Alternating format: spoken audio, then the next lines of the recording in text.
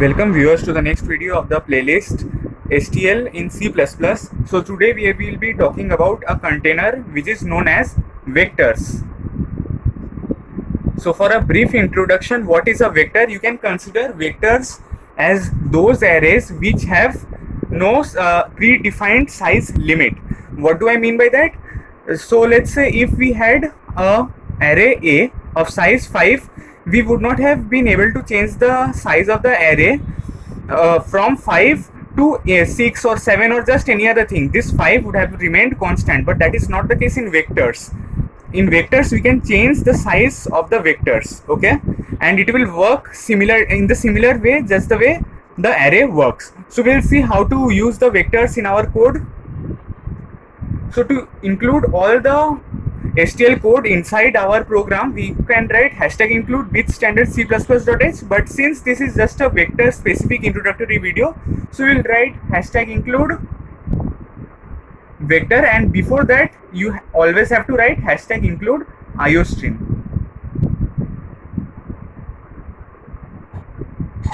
So #include vector, what does this do? This will include all the code and all the functions that are written inside the vector that we can use. So now we will write using namespace std, and after that inside the main function we will be writing our main code. So now how to declare a vector?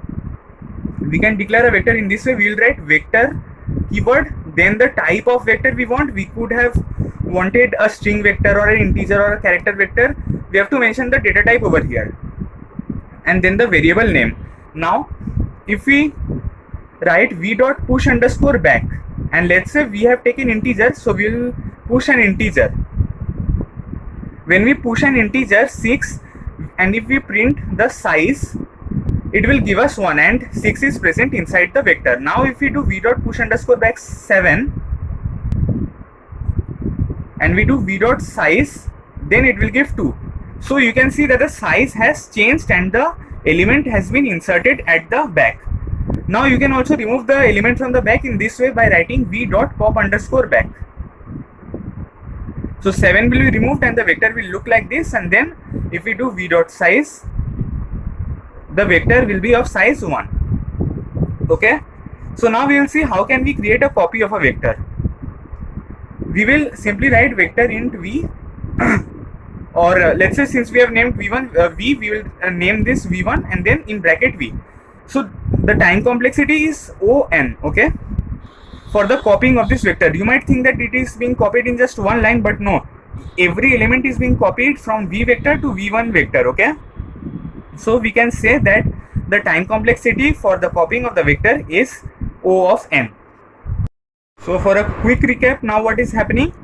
At first we had declared a vector v and then pushed inside an element 6, and then we printed the size which was 1, and then push_back was an inbuilt function which we used to push another element. Then we printed the size, which proved that the vector is something dynamic. So the size is not constant, and inside the local space the vectors can hold up to 10^5 elements, and in the global space it can hold up to 10^7 elements, okay. So this is the restriction on the coding sides.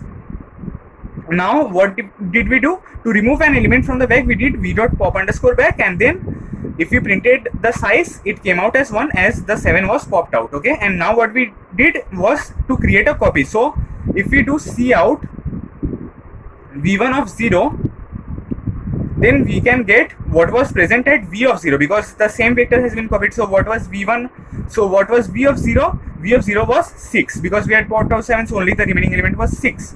So 6 would have been printed, okay. Now if we do v1 of 0 equals to 5 and then cout v of 0, what will be the output? The output will be 6 only, okay. And now if we do cout v1 of 0, what will be the output? Output will be 5, because we have changed the value at v1, okay. But what could we have done if we wanted that if whatever change we made in v1 would have been affected in v? We would simply have to do vector int and v1 equals to v, which means this is a reference variable of this variable. So whatever changes you make in this variable will be seen in this variable. So now if we did v1 v1 0 equals to 5, and after that cout v0 and cout v1 0, we will get the same output in v0 and v1 0, which is 5, because we have passed because we have created a variable by reference to of this variable, which means that whatever changes we make in this variable will be seen in this variable. Okay, now there is one another method to declare a vector of a predefined size which can be also changed. So we can do that in this way. We can write vector int v and within bracket 10. So this will create a 10 spaced block, or 10 blocks, you can say 1 2 3 4 5 6 7 8 9 10, and it will initialize it automatically with zeros. Okay, so now if I do something like for int I equals to 0, I less than 10, and I plus plus, and then cout v of I, we will get 0. Okay, and if we do v dot size, we will get 10. But what if we do something like this, v dot push underscore back 7, let's say, or let's say 9, and then we do v dot size. Okay, cout v dot size over here, just the way we did cout v dot size over here, we will get 10 plus 1 11. Why? Because previously there were 10 spaced blocks with with the elements 0 in it, which was initialized automatically, and then we created another block which was this one and put the value 11 inside it. So all these blocks had 0 values in it. So first these 10 zeros will be printed and then 11 will be printed. Okay, now we can do something else also. We can do something like this, vector int v10 comma 3. So what this will do, this will again create a 10 spaced block, but this time this will not initialize it automatically with 0. This will initialize the values with 3. So we can also do this, that instead of just wanting to initialize it with 0, we can give a value of our choice and then put it inside the blocks which are created due to this vector. Okay, so now if we wanted to take input, what we could have done, we could have simply run a loop from 1 to 10, then took an input in a variable, let's say y, and then we would have simply done v of I equals to y. Okay, so this was just a basic introductory video about vectors. And if we just do a quick recap, what we have learned today. We just learned how to declare a vector, how to include the vector in our code, what is the size limit of the vector in the local space, which is 10 to the power 5, and in the global space 10 to the power 7 on the coding platforms. This is the restriction. How we can put an element inside a vector with the help of push underscore back, how we can print the size, how we can remove one element from the back of the vector, how we can copy a vector, and then how we can copy a vector in such a way that the changes made in one vector can be seen in the other vector.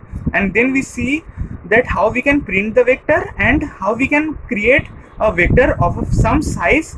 And then we also saw how to take input and give output from a vector, and how we can also initialize the blocks with some particular value.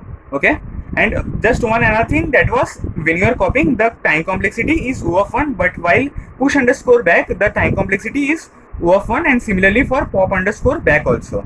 Okay, so I hope all the basic things about vectors are clear, which are just dynamic arrays. In arrays we could have never made the array size changed, but this is the advantage of vectors, that we can change the size of the vectors. So I hope all your doubts are clear, and if you have any doubts, do ask in the comments.